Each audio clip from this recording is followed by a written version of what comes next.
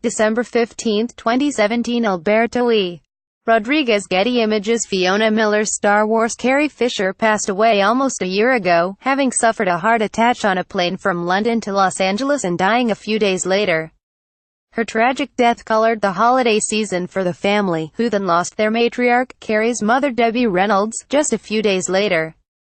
This left Carrie's daughter, Billie Lourd, bereft of a mother and grandmother in just a couple of days.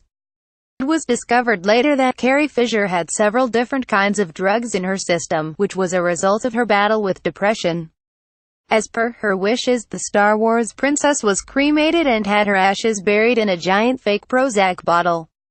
Carrie Fisher had finished her stint as Princess Leia in the newest edition of Star Wars The Last Jedi before her death. However, her family has now stated that watching the film has been very difficult for them.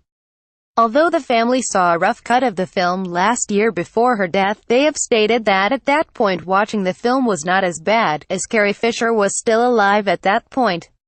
However, since her tragic death, the film has become much more nuanced for them.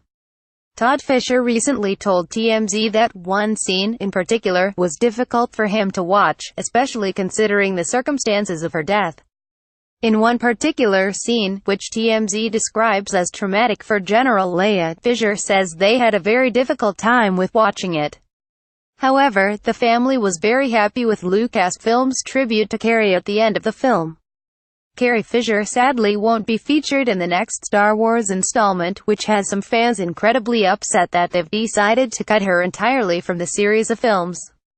Billie Lourd, Carrie Fisher's daughter, has been continuing her mother's legacy.